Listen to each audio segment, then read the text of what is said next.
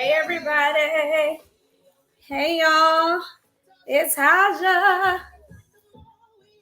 Hey. Okay, just making sure I'm live. Hey everybody on Facebook, YouTube, Instagram. It's Haja Scott. Happy New Year. Hold on, I'm gonna turn this up just for a second. Y'all, I'm feeling this.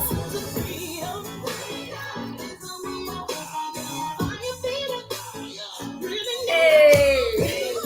Bible, y'all. This has been in my spirit. It has been for like a couple of weeks. Hey, everybody. Welcome in. Fix this camera right. Okay, good. I got my head not cut off. Hey, everybody. It's Haja Scott. Y'all, I was jamming Revival. I don't know if they're probably going to flag me, but hey, I'm giving credit, right? So it's by Jules Bartholomew. Who else is on there? Somebody else. I know that our girl, Sarah Jakes Roberts is on the end, like just killing it. So revival. Is my lighting right? My lighting looks weird. On YouTube. It doesn't look bright. I don't know why. I'm plugged in. But welcome everybody. This is Death, Burial, and Resurrection. Death, Burial, and Resurrection. So welcome in, y'all. Hey, I just have something. I always say I have something quick to say, but I don't know that it's always like real quick. We're going to let the Lord lead. But hold on, let me check this lighting one more time. Hold on 1 second.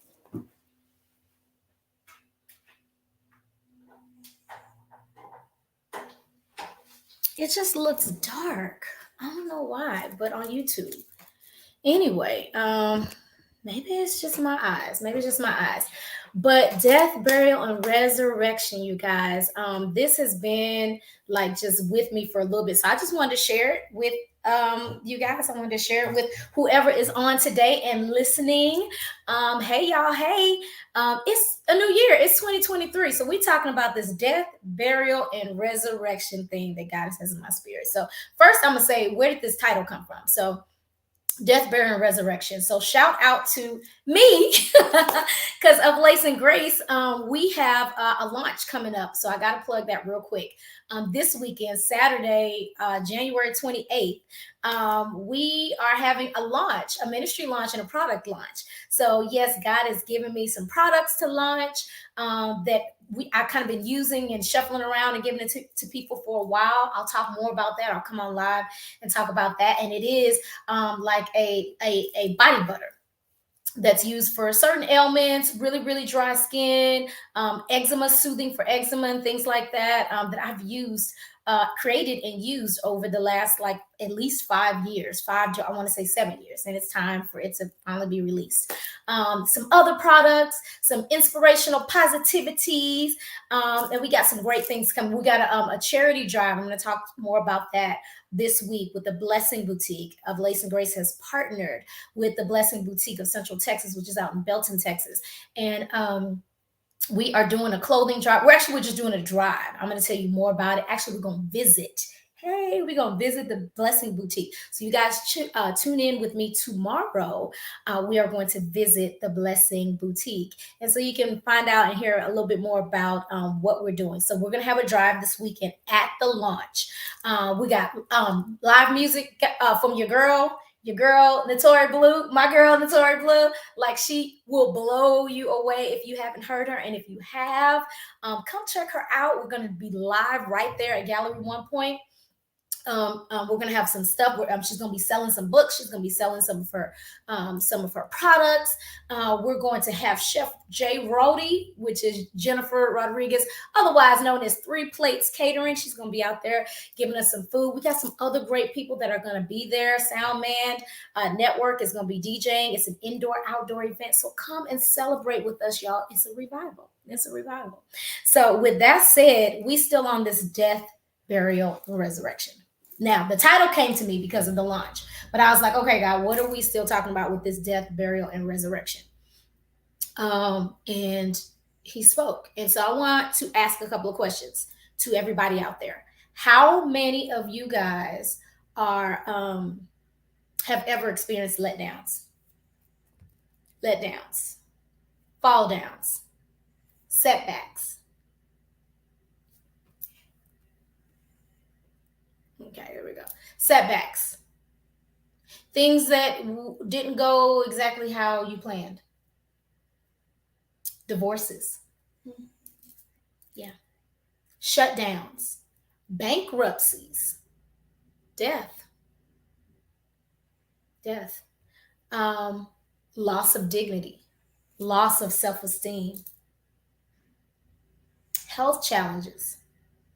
Near-death encounters. Business closures. Things that we would just call failures. Friends leaving.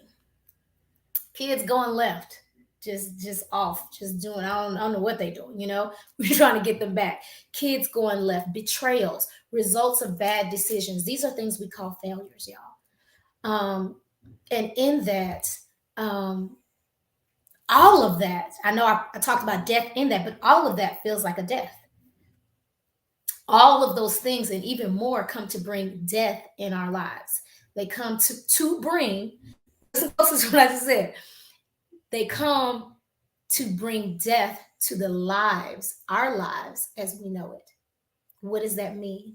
They come to move us from one phase of our lives to another phase of our lives, from one season to another season, from one chapter to another chapter, from one segment of our lives to another. These things come to transition us. It doesn't feel like it, right? Death. Didn't you always hear like at funerals? Death is a transition, right? Death is a transition. Yes, it's transitioning from one life to the next life. Like physically, we're losing our lives, our bodies are no longer. And then we move into spirit only. We're spirit beings, and we transition from the natural world to the spiritual world only. That is death as we know it, just in a nutshell. But these other things are death to things. They are death to our to the way of life that we've known it before. They're death to our character, death to situations, they're death to things in our lives or our lives as a whole. But they are made, or maybe I should say not made. They are used. They are used by our Almighty God to bring us into a new. They say when one chapter closes, a new one opens, right? And it is hard. Hey, welcome in, Patricia. Welcome in. These things they come to transition us. So we always say, oh, we can't hold on to the old while trying to grasp the new. It's true. How could you be present in two places? Now, we're not talking about the whole spiritual, natural anymore, but just here on earth. How can we be in two places at once? We're either closing a chapter, being in a place where things are closing, things are ending, things are no longer where they had been before, and then now the new. Now, it's hard to look at it like that, but let's go back to one of the things that God tells us in Romans 8:28, and we like to talk about that. And we know, I'm going to roll that down here as on the screen here for those of y'all that are in looking from Facebook and YouTube. But really, and we know that that these things work together for the good of those who love the Lord and who are the called according to his purpose. These things that we look at as death or transitions, or they don't look like the assignment is to bring us good or bring us into the next. They really are, maybe I should say, God really can design them to bring us into the new, bring us into something better, flourish us into the next, take us from a closed chapter to an open chapter. So these things, we're first talking about death. I know I'm not in here talking about death like, it was funeral and all this other stuff, but this is important when we're talking about the process of death, burial, and resurrection. So now we move on to, that's a picture of death. Let's move on to a picture of what burial looks like. Burial. So a lot of times we hear that story of the seed, right? The seed that was buried, and this is what it looks like. And this is just talking about a seed. For those that are planters, for those that are in agriculture, for those that, they got your gardens and everything going on, which if you do not, y'all better get on it. This is a time for us to start rebuilding and rebuilding our lives and rebuilding society back in a more natural way, back in a, I don't really want to stay on this for a long time, but it is time for us to put our hands on some of the things that we're putting in our bodies and some of the things that we are introducing to our families, and not necessarily just trusting everything that is out and before us. We have the skill set, we have the means and things that are around us. A lot of times we're in a society of go and now, and everything is immediate and microwave, and so we've gotten away from a few things, but there are things that we can implement in our lives that can help us with this. That's a whole nother conversation. We'll talk about seeding and planting, and just if you're planting a seed, let's think about that. So when a seed is buried, however, you like to say buried, whatever. When the seed is buried, it has to be put into the ground. Soil is put on top of it, and it's left alone to grow, right? Okay. That place that it's in right now, it's in the ground. It's dark. It's cold, most likely, at least at some point. It's damp. It gets dampened. It's cold. It's lonely. You're in isolation. This is what it feels like when you are first planted. But over time, watering goes forth. Watering. Seasons change and it gets warmer. The sunlight, the natural sunlight, starts to penetrate that ground. Starts to penetrate the ground. Nutrients that have been put in the soil and put in the ground, or that may be fed into the ground, it starts to be received. You start to they begin to take effect, whatever has been poured in, and the seed begins to grow. The roots are formed and established, and before long you will see that plant budding right above the ground. That's what it looks like. People talk about that process, and they just compare that to a lot of what we go through when we are planted, when God is putting us in the ground to plant us, to reestablish us, to make us firm, to whatever we've gone through in our refining season. And then he says, now let me plant you in this ground so we can do some groundwork. We can rebuild you up so that what comes up above that soil is now the thing that I planted, maybe not the thing that it was before. And so in that, there is a burial process. Help me, God. There's a burial process. And that is kind of what it looks like. Let's look at it in the Bible. We're going to go to Mark 4, verses 1 through 9. And this, y'all, is the parable of the sower. And we're talking about that just because we're talking about planting and being planted. And in the parable of the sower, Mark 4, verses 1 through 9. I'm just going to read it quickly. And again, he began to teach, talking about Jesus. He began to teach by the sea, and a great multitude was gathered to him, so that he got into a boat. He got into a boat and sat in it on the sea. And the whole multitude was on the land facing the sea.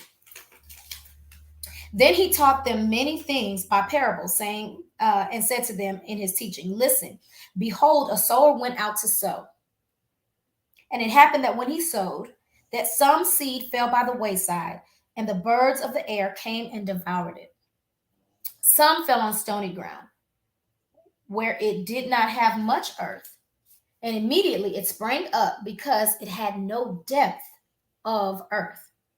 And when the sun was up, it was scorched, and because it had no root, it withered away. And some seed fell among the thorns, and the thorns grew up and choked it, and it yielded no crop. But other seed fell on good ground, and it yielded a crop that sprang up, increased, and produced some 30-fold, some 60, and some 100. And he said to them, he who has ears to hear, let him hear. That's a little bit of what we just talked about the burial process, is it not? Because I heard in these cases, and we're going to go through the explanation of them, But there are things that had to happen when it was buried. It had to be buried. It had to be buried deep enough. It had to be buried deep enough to where the sun didn't scorch it, but the light from the sun was able to penetrate the soil that was covering it so that it didn't get scorched. That soil is important, covering it so that it could give it the right amount of sunlight that it needed, but not so much that it could scorch it before it was strong enough to be able to grow and thrive on its own. It also had to be planted deep enough and long enough to get roots. It said, but when the sun was up, it scorched it. That was one of them. And because it had no root, it withered away. And then there were others that fell among thorns that choked it and everything. This is all about being planted and being planted in good soil and being planted in the time frame that we need to be planted so that we are able to rise again, to grow up and grow up in the manner that we need to grow up, but in the time frame allotted by God. You can read further the purpose of parables. We may come back and talk about that because Jesus always talked in parables. And that is found in verse 10 through 12. And then lastly, the parable of the sower is explained. And that is in verses 13 through 20. And I'm just going to read that real quick. And he said to them, do you not understand this parable? How then will you understand all parables? The sower sows the word. And these are the ones by the wayside where the word is sown. When they hear, Satan comes immediately and takes away the word that was sown in their hearts. That's one.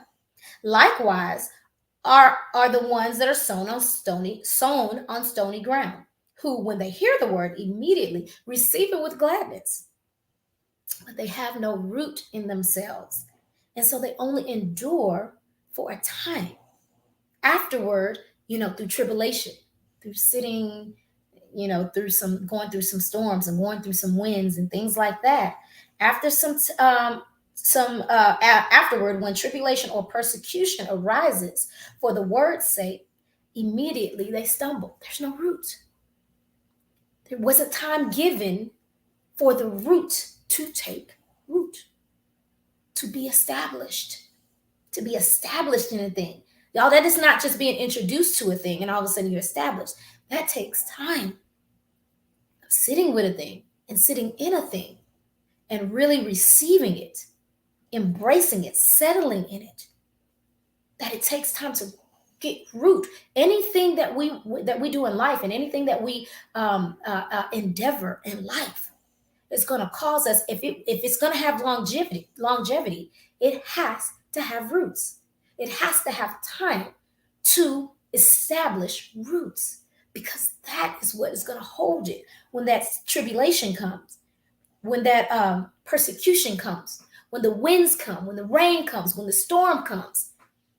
It's not the fact that it's a tall tree and it's a tall plant that just, or beautiful flower that everybody can see above ground. That is not what sustains that plant. What sustains that plant is its roots. So that when the winds come and it's swaying and it's blowing, and the persecution and the tribulation and the tough times and the situations that come to look like death, those losses, that root is what holds it. That root is what sustains it. That root is what keeps it grounded so that it doesn't break off, so it doesn't fall off, so that it doesn't die. I'm sorry, I'm like that. Chime in on that one. And then he says in verse 18, now these are the ones sown among the thorns, they are ones who hear the word, and the cares of the world, the deceitfulness of riches, and the desires for other things entering in choke the word, and it becomes unfruitful. Don't get caught up in the world, y'all. Don't get caught up, especially now with everything that's going on. Don't get caught up in the world, in culture. Don't get caught up with that. It's not saying it's bad. Just don't be swayed by that. Don't be blown away by that. Know your root. Know your center. Know yourself. That's what my mom used to say all the time. Know yourself. Africans say that all the time. You need to know yourself. So verse 20. Um, but these are the ones sown on good ground. I'm talking about the last ones now. Those who hear the word, accept it, and bear fruit, some 30-fold, some 60, and some 100. That's where we want to be, fruitful. Hey, Nelly, welcome in, welcome in. Ujima Magazine, welcome in, you guys. Hey, hey, happy Wednesday. Yeah, it's Wednesday. So, y'all, that's the thing about this burial process. In the burial process, that's what the planting looks like. And I want us to liken that to our lives because that helps us get through these tough times. That helps us get through these tribulations of life. That helps us get through the things that were unexpected that happened. It's remembering the planting process and how important that burial process is to our future, to our destiny, to our purpose, and that is needed for us to rise again. With that, I want to move on to Ecclesiastic 3, verses 1 through 8. I love this. I love this. And I like to mention this quite often because it's so important. And it is basically talking about a time and a season for everything. Let me get there. Ecclesiastes. Oh, I can never say that right. 3, verses 1 through 8. And it says, to everything there is a season, a time and a purpose under heaven. A time to be born, a time to die, a time to plant, and a time to pluck up what is planted. There's a time. We're not in the ground forever. We talked about that. We're not buried forever. There's a time to plant. There's a time to nourish. There's a time to incubate. There's a time to grow, but there's a time to pluck up what has been planted. There's a time to kill and a time to heal. Time to kill certain things. That's that death part that we talked about in the beginning. There's a time where certain things have to die. And then there's a time for healing to go forth. That's in our burial process. There's a time to break down and a time to build up. A time to weep and a time to laugh. A time to mourn and a time to dance. A time to gain and a time to lose. A time to keep and a time to throw away. A time to tear and a time to sow. A time to keep silence and a time to speak. A time to love and a time to hate. A time of war and a time of peace. Everything under heaven. Everything has a season and a time. A time where it must go forth. Okay, hair is like in my lashes. Okay. There's a time. And so I just wanted to mention that. There's a time for mourning, you guys. There's a time that God, in his infinite wisdom and in all his loving grace, there's a time where he gives us to mourn. To mourn that thing that just died. To mourn the thing that is being put to death. In our burial process, that's the time where we're being given. We're being given to mourn. And God is so gracious and he gives us time to be in our feelings. He gives us time to be in our cave. He gives us time where we're like, I need a break from people. He gives us time to, let's be honest, to feel sorry for ourselves, because that's part of the process sometimes. Woe is me, like I'm the only one. I'm the only one, God. Y'all like Elijah in the cave. I love the story of Elijah. We'll go over that some more, as God allows. But Elijah, I'm the only one. Nobody understands. I'm the only one going through this, God. I'm the only one. That's us being in our feelings. But the best thing is he gives us time to get ourselves together, y'all. That planting season, that burial season, the time in our cave, this is the time where God gets our minds right. This is the time where he can bring healing in. And sometimes we need to be in that place a little longer than others. Sometimes we need to be in a place, in that place, but in a segment of that place a little bit longer because we have certain things that just have to heal. And we don't want to be plucked up before healing. Because again, that's part of the thing, that root that we need that's going to stabilize us, that we're going to be able to pull from when storms come. And storms will come. Please do not be under the assumption that because I have God in my life, there are no storms. Jesus said that in this world, you will have tribulation. You will, but be of good cheer because I've already overcome that tribulation. I've already overcome the things that you're going to face. And so that in me, with me, you too will overcome. I will show you how. We will do it together. We will walk hand in hand. So have no fear. Don't be fear that tribulation is coming. Just know that you've been given what's needed to overcome that. He's already overcome it. Oh, I was going to say just the healing in that. The healing, time for healing. Oh, and to figure out how to trust again. That was big for me in my time of planting. How to trust. How to love again. Sometimes our hearts, they're so hurt and they're so in a place where we just feel, so much loss or so much that went wrong that we almost don't want to try again. That loving again, and that's not just in romantic relationships, that's in everything. That's in loving our lives again. That's in loving the things that God has given us. The people that are in front of us, again, not always in romantic relationships, but in partnerships, in purpose, in the thing that God put in us and birthed in us from the time that we were formed in our mother's womb and even before, as He knew us. There's certain things that have to come out, and maybe they started coming out, and then we experienced loss, and in that we kind of just want to stay buried. But this burial time is a time where it helps us to recognize us again and the good things that God put in us, the purpose that He put in us, and then love it again. See the beauty in it, love life again, feel vibrant again, feel revived, as we started off with that song, y'all, revival. And so God shows us this in that burial time, how to live again. And so burial process, once we get through that, y'all, you want to call that work. There's work in each stage. There is work even in this last stage, which is resurrection.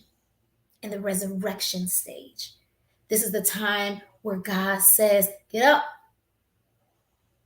and step forward. Get up. You can do this. It is time. Step forward. And so we're going to look at that in a story that is in John 11, 1 through 44. And this is the story of Lazarus and the tomb. Do y'all know about that in the New Testament? John chapter 11, verses 1 through 44. This is where his friend Lazarus dies, and Jesus resurrects him. Now, the thing about it is, and we'll just go ahead and read that real quick. We're not going to read all of it, but I'm going to read certain points of it. So we'll start with verse 3. Therefore, the sisters sent to him, Jesus, saying, Lord, behold, he whom you love is sick. Your friend, Lazarus, he's sick.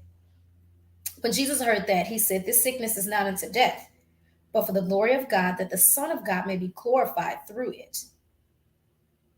And then it said, jump down in verse 6. When he heard that he was sick, he stayed 2 more days in the place where he was. All right. And so then verse 11, he's telling the disciples, because he stayed where he was, him and the disciples doing things for 2 more days. And then he tells the disciples, listen, these things he said after that, he said to them, our friend Lazarus sleeps, but I go that I may wake him up. The disciples said, Lord, if he sleeps, he'll get well. However, Jesus spoke of his death, but they thought he was speaking of him taking a rest in sleep. And Jesus said to them plainly, Lazarus is dead. He's dead. Okay, he's gone, dead. That thing had to die. He's dead. And I'm glad for your sakes that I was not there, that you may believe. So there's a lesson in this, y'all.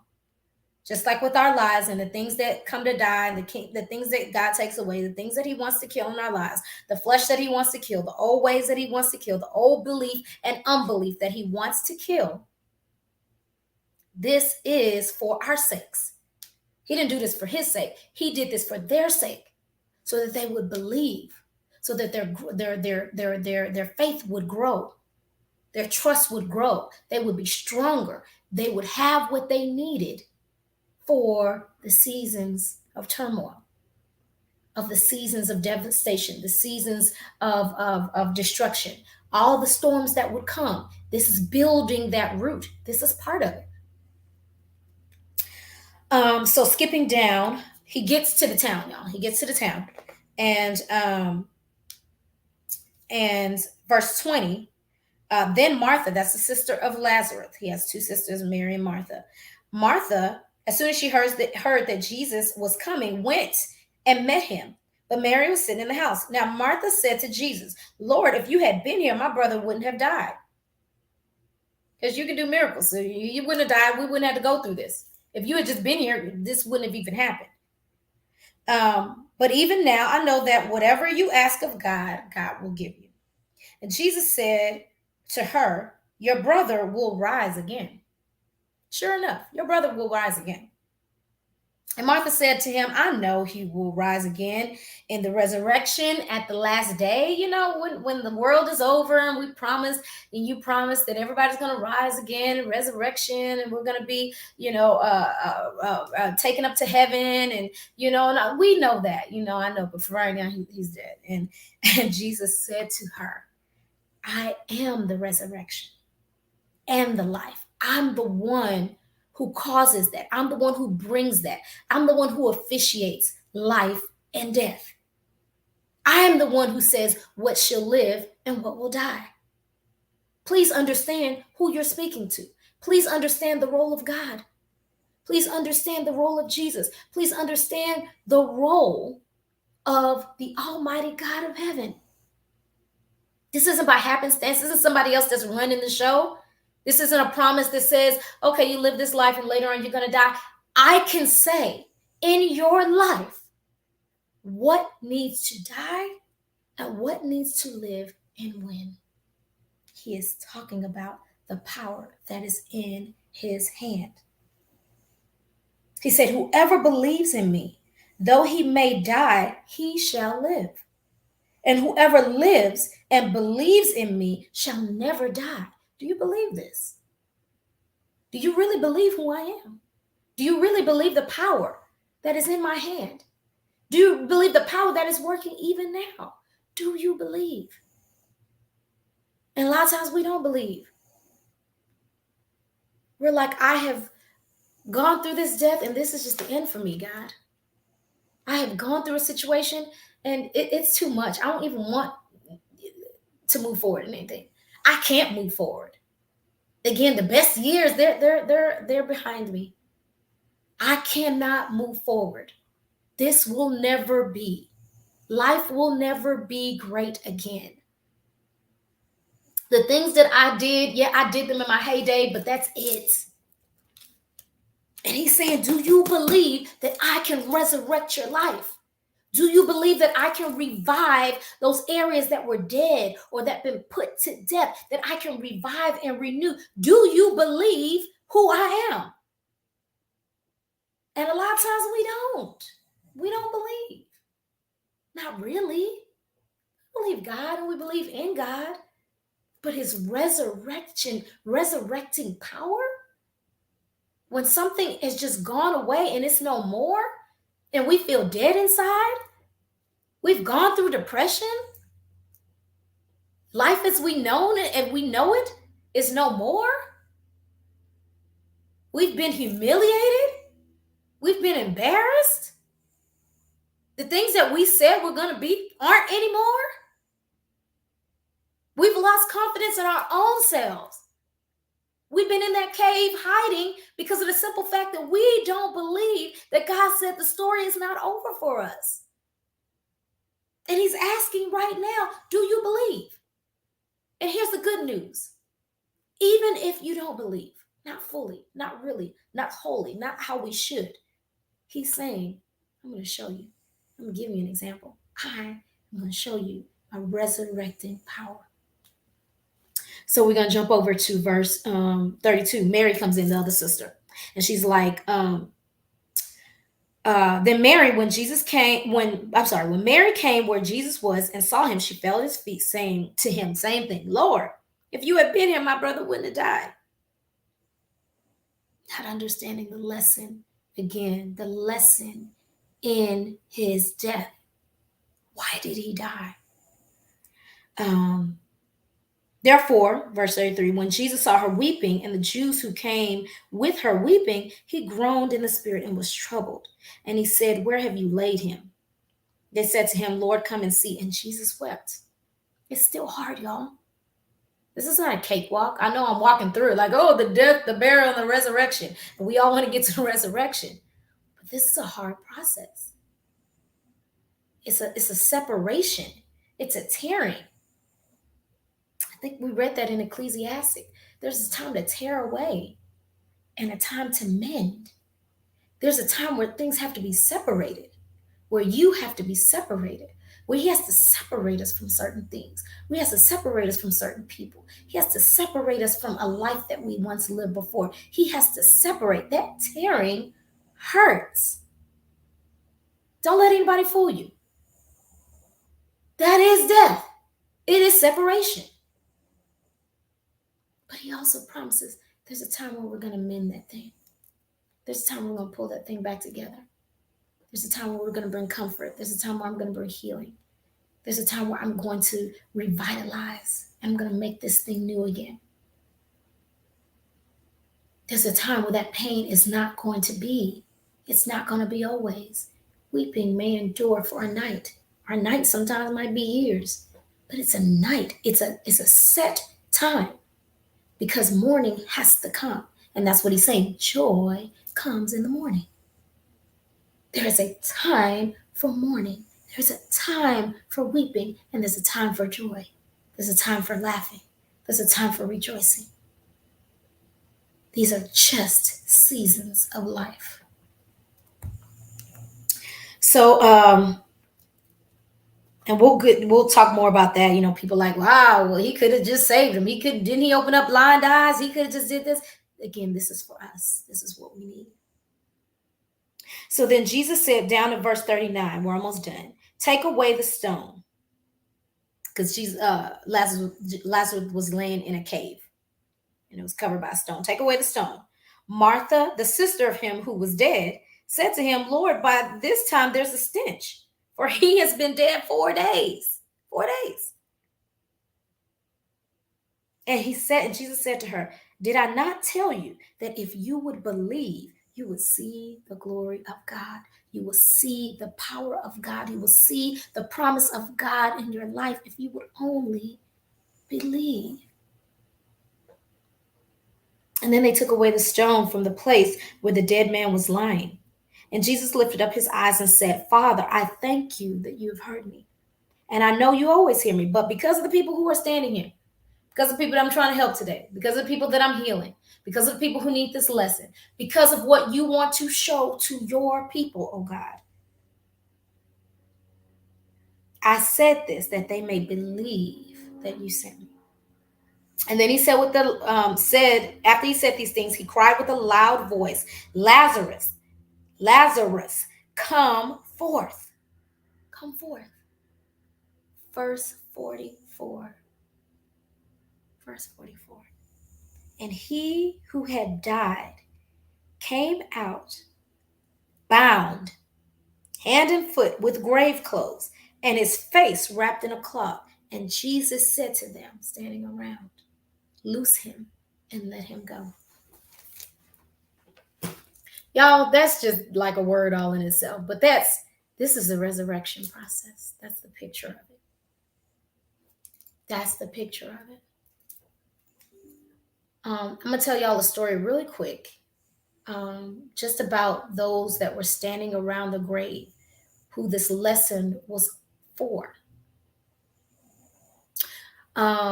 This morning I got a call. I'm going to try to make it real quick. Not a call, I'm sorry. I got a text. Got a text. And it was from a friend of mine that I hadn't talked to in a while. And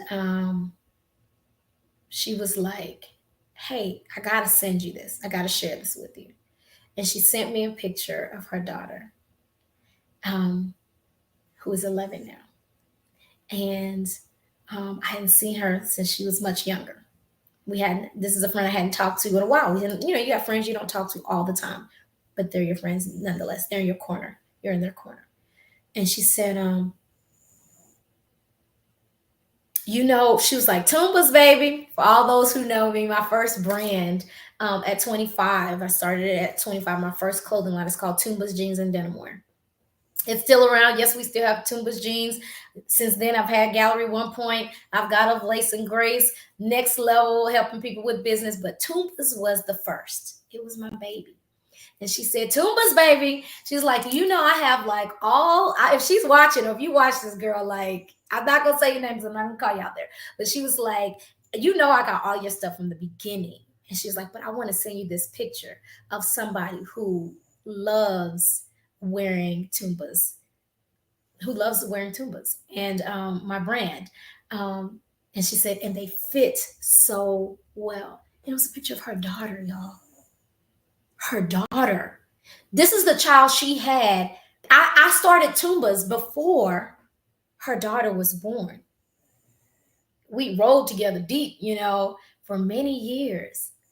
And now, after all these years, she's telling me the next generation, my daughter, is introduced to your clothing, wearing my clothes, her mother's clothes, and she loves it. And the fit, just as the fit was great for the mom, for the daughter, the fit was great. That's what I did. I was a fit designer, that's how I started.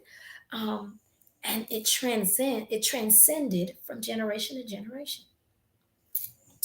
And it was funny because before I saw that message, I had a thought this morning, and I was talking to God about it, about stepping forward as Lazarus, and some of the things that God was calling me to do now. And I could not help but to think about some of the things of the past. And I'll be honest, I had some regret. And I was just like, man, God, I didn't get to do everything that I wanted to do with that line. Life took over. I was working full time. I was also running a clothing line. This is before I moved into full-time entrepreneurship. We did a lot. I traveled from city to city. We did fashion weeks, and we did all kinds of stuff, New York and Atlanta, and just all over Texas, things in Texas, of course, Austin, we were all over Austin. I was like, there were so many things that I didn't get to do. There were so many things I wanted to do. There were so many things that just didn't go how I wanted them to. And there were certain things I wanted to establish, and I wanted, and I wanted, and I wanted, and I wanted. And God said, but you did what I asked you to do. You established what I asked you to establish. And what you did, your thought was that this was for now. My thought was that we were establishing something, rooting something, planting something in you for later. And her testimony, that my friend that sent that to me, was that, girl, like what you created was timeless. Hey, Icy, what's up, girl? Y'all, we went all the way around the world. We went to California to connect in the same place. Icy, what's up, girl? ATX. Even though I'm not in Austin right now, but still. The things that God caused your hands to create were timeless. They transcended generation to generation. Is that not what God calls us to do? Who wants to be a one-hit wonder? Who wants to create something just for today? Or do you want to create something that lasts, that has a generational legacy tied to it? And I looked at that, and I was in my feelings about what I thought I didn't do good enough. And God said, from that, I planted in you that first business. I planted something in you that helped you create another business, Gallery 1 that you were able to collaborate. My business partner, shout out to Louise Harris. That you were able to collaborate and build something that helps build others, that has a legacy tied to that. Yeah, I see legacy. That you're able to, you were able to, I'm so sorry, I didn't even have all these comments on over here. Help me, God. But um, then create next level. Again, something that has legacy, that is used to build and to create others. And now, even of Lace and Grace, the thing about it is looking at all these companies that God had me to put my hands on to establish. They're in different industries, in fashion, in finance, in business, uh, in entrepreneur lanes, but they all are about building. When you look at it across the board, they do the same thing. And that's what God calls us to do, is to build legacy. How else, like the disciples, like the call that he has given us to go and be fruitful and to subdue the earth? Go ye therefore, teach all nations, baptizing them in the Father, Son, and the Holy Spirit. This is to create legacy. This is so that each one teaches one. This is to build disciples, who then build disciples, who then build disciples, and how his word and his love and the message of his resurrecting power, of his saving grace, is distributed throughout the world. How else if not through legacy? And so I wanted to say that story because it really touched my heart. It really blessed me. And I had to tell her, I was like, girl, I was in a place, I was in my feelings. And God sent her, before I even knew what I needed, to send me that message, to remind me that what I put in you has done exactly what I ordained it to do. So it's not about what we think it needs to do. It's about what God says it is to do. His word will not return unto him void, but it will accomplish what he pleases. And he said that it will prosper in the thing for which he sent it. So we got to remember that. And we got to know that, especially when the enemy tries to come and speak in our ear and say, you're not good enough. You didn't do good enough. You didn't do well enough. Oh, you didn't even finish this. You didn't establish what you wanted to. You stop and you tell him, you're a liar. Because my God says that all things are working out for my good. That he has the plans for my life. And it's good. There are things to prosper me, to bring me to give me hope, and to bring me to an expected end, his end, not our end. And so with that said, I'm going to end this off just saying, you guys, God has assignments for all of us. Yes, he does his work, his healing work in private, as we saw that death stage, the burial stage, where healing takes place and everything else. But in the resurrection stage, and even through those other stages, but let's talk about this resurrection stage through the story of Lazarus in John 11. He commands those who walk with us, who have been assigned to us, whether we talk all the time or whether we do not. God assigns who he assigns. Those should be the ones that are walking with us to speak life into us, that God uses to bring the word that we need, to bring the nourishment that we need, to bring that thing that's going to push us on to the next. He assigns them with that word to drop in our spirits. And that's the thing that's going to usher us into the next. That's the thing that's going to put the pedal to the metal, that's going to actually lift us from a place into the next. And when it's time, those will be the very ones that are going to loose those grave clothes, y'all, and help us to move forward. And so today, this was somebody that helped to loose some of those grave clothes, where God was saying, okay, it's a new year. This is my first message of the year, guys. I know I've been sending little things, but I haven't done a live because I've still been sitting and listening to God and trying to hear what he wanted to say for my life. And there's this last bit of some healing in an area where he's like, we're going to get this done, and then we're going to move forward into some new things. And that's that place that I was sitting in, looking at the past and looking at, well, did this happen? And it was that last bit. But he had called me forth, and it was a friend that came and loosed those grave clothes and helped me to step forward. So know that that is the assignment that we also have for others. And God will give us that assignment, but he'll also give us the timing in which that needs to be released. And we got to be available for that. So death, yes, I see. Yes. Oh, thank you. Thank you for checking in. And you thought of me today. So hearts to you, girl. You know we're gonna connect.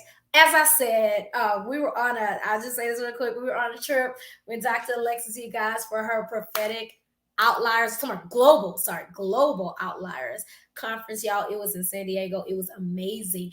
But it's so funny because she had prophesied that you're gonna meet some people across the globe, across the world, across the whatever state line or whatever, that you could have met right here. But sometimes that's how God works.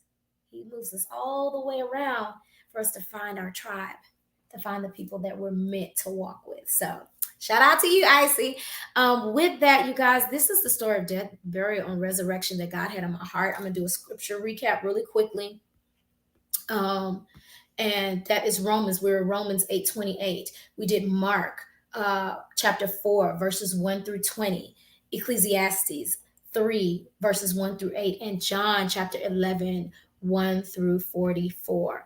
You guys, thank you for joining in and listening. And so once again, we have our revival. We have our launch of Lace and Grace launch happening this Saturday in Pflugerville, Texas, at Gallery 1.401 West Pecan Suite E, Pflugerville, Texas 78660. Join us from 11 to 6. We got some great things going on, but God is launching us forward. This is what happens sometimes when he's like, step forward, loose those grave clothes, come out, launch, celebrate. This is a revival, you guys. So if you're in town, join us. If you want to come in town looking for things to do, that's something to do that day. We'll have music, we'll have food, we'll have a charity drive that you can donate to, and just things that can make your heart really stir your heart. But this is really a celebration of God moving us forward, and not just me forward, not just the ministry forward, but even those that he is calling in this season. It is a call to step forward in God. All right, y'all. So share, and subscribe to Of Lace and Grace on YouTube and Instagram. And I will see you guys again later. Revival. Actually, I'll be back tomorrow because we're going to do some things. I want to show you about the Blessing Boutique. This is who we are, who the charity drive is for. We're going to go out to the Blessing Boutique. So come with me tomorrow. I don't know what time it's going to be. It's going to be in the afternoon. God says so. But tune in, and we're going to go out to the Blessing Boutique. You can see a little bit about it, see a project that I've been working on and that Of Lace and Grace has collaborated with in this season to be a blessing to others. So I will catch you again tomorrow. Outside of that, just be blessed. We'll talk soon. Bye.